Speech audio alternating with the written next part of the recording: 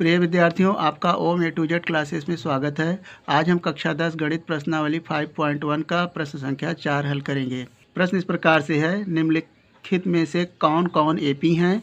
यदि कोई एपी है तो इसका सार्वंतर ज्ञात कीजिए और इनके 3 और पद लिखिए।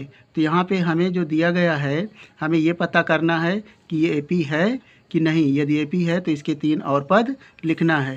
तो एपी के लिए हम इसका सार्वंतर ज्ञात करेंगे। आइए इसको हल करते हैं।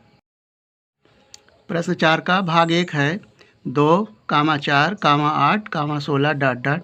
तो हमें इसका सार्वंतर ज्ञात करने के लिए हम इन पदों को क्रम से A1, A2, A3 यानी पहला पद, दूसरा पद, तीसरा और चौथा पद। तो यहाँ पर सार्वंतर D बराबर होता है, सार्वंतर D बराबर दूसरे पद से पहले पद को घटाएंगे A2 माइनस A1 बराबर हो जाएगा 4 माइनस 2 बराबर हो गया 2। और इसके बाद A3 माइनस A2 बराबर हो जाएगा, A3 है 8 और A2 है 4। घटाएंगे तो 8 में से 4 घटाएंगे तो हो जाएगा 4। फिर A4 माइनस A3 बराबर हो जाएगा, A4 है 16, A3 है 8। घटाने पर मिलेगा 8। तो इस प्रकार से हम देखते हैं कि सार्वंतर भिन्न है और सार्वंतर भिन्न होने की स्थिति में यह एक एपी नहीं है। तो इसे हम लिख देंगे, अतः सार्वंतर असमान है,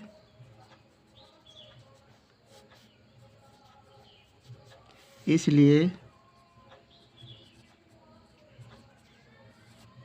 दी गई सूची एक एपी नहीं है। अगर सार्वंतर समान होता तो हम इसके 3 और पद ज्ञात करते। चूँकि सार्वंतर असमान है इसलिए यह एक एपी नहीं है। अब इसका भाग 2 हल करेंगे। प्रश्न 4 का दूसरा भाग है 2, 5/2, 3, 7/2। तो हमें इसका भी सार्वंतर ज्ञात करेंगे और ये पता लगाएंगे कि सार्वंतर समान है या असमान है। समान होने की स्थिति में इसके हम 3 और पद ज्ञात करेंगे। तो यहाँ इसका प्रथम पद है A1, इसको A2 और A3, A4। इस प्रकार से यहाँ सार्वंतर D बराबर दूसरे पद से पहले पद को घटाएंगे A2 माइनस A1 बराबर हो जाएगा 5/2 माइनस 2। तो यहाँ पर हम लघुत्तम लेंगे, 2 और 1 का लघुत्तम हो जाएगा 2। 1 का गुणा 5 में तो 5 माइनस 2 दूना 4। तो 5 में से 4 जाएगा तो 1/2 आएगा। इसी प्रकार A3 माइनस A2 बराबर हो जाएगा, A3 है 3 और A2 है 5/2।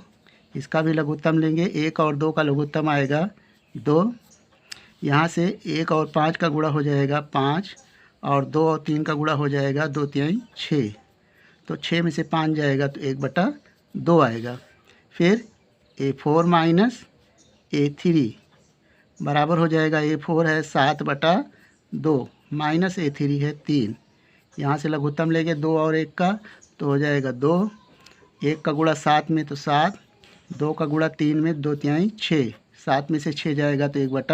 तो यहाँ हम देखते हैं तीनों स्थितियों में सार्वंतर समान है।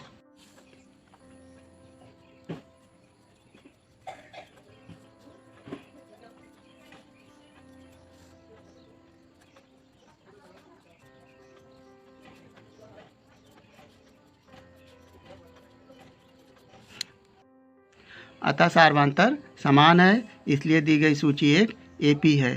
तो यहाँ पर सार्वंतर समान होने की स्थिति में हमें इसके 3 और पद ज्ञात करना है। तो देखिए प्रश्न में जो हमारा पद पहला A1, A2, A3, A4 है, तो यहाँ पर हमें 4 पद ज्ञात हैं। 5वां पद ज्ञात करने के लिए इसमें चौथे पद में हम सार्वधातुक 1/2 जो निकला है जोड़ देंगे, तो पाँचवा पद जब निकलेगा तो उसमें फिर 1/2 जोड़ देंगे। तो इस प्रकार से हमें AP के 3 और पद मालूम हो जाएंगे। तो यहाँ पर हम लिखेंगे A5 पाँचवा पद बराबर चौथे पद में हम क्या जोड़ देंगे, सार्वधातुक D बराबर हो जाएगा A4 है हमारा 7/2 और सार्वधातुक है 1/2। तो यहाँ से हम 2 और 2 का LCM लेंगे तो 2 आएगा। जब हर समान होता है तो अंश में कोई परिवर्तन नहीं होता, अर्थात ज्यों का त्यों रहेगा। अब इसको जोड़ लेंगे, 7 में 1 जोड़ेंगे तो हो जाएगा 8/2 और काटने पर मिलेगा 4। अब लिखेंगे छठवां पद A6 यानी छठवां पद आएगा। अब इस पाँचवें पद में पुनः सार्वधातुक D जोड़ देंगे, A5 प्लस D। तो पाँचवा पद आया है 4 और D है 1/2। इसका लघुत्तम ले लें तो हो जाएगा 1 और 2 का लघुत्तम आएगा 2 और यहाँ से 4 में गुणा करेंगे 2 का प्लस 1 का गुणा 1 में बराबर हो जाएगा 4 दूनी 8 1 9/2। तो ये हो जाएगा 9/2। इसी प्रकार A7 यानी सातवां पद आएगा। छठवें पद में हम सार्वधातुक जोड़ देंगे, A6 प्लस D।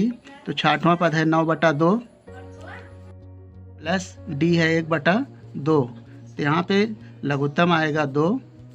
जब हर समान है तो अंश को जोड़ लेंगे, 9 प्लस 1 बराबर हो जाएगा 10/2 और भाग करेंगे 2 का 10 में तो हो जाएगा 5। तो इस प्रकार से पाँचवा पद 4, छठवां पद 9/2 और सातवां पद 5 है। तो यहाँ पर हम लिख सकते हैं अतः AP के 3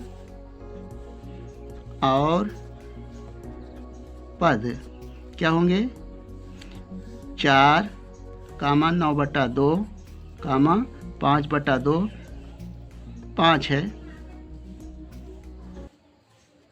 तो इस प्रकार से हम AP के और पद ज्ञात कर सकते हैं और ये इसका आंसर आया।